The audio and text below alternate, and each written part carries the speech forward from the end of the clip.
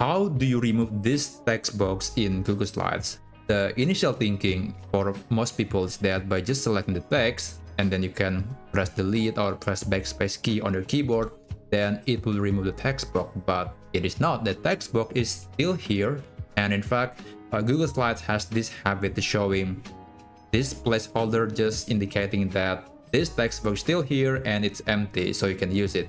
But of course we don't want to have this text box anymore. So how do you reconcile this problem? How do you actually remove not just the text but also the text box?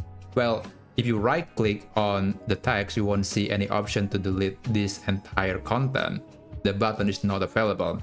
Instead, what you need to do to delete the text box is you have to select text box first. And the simplest way is by just clicking on the border of the text box.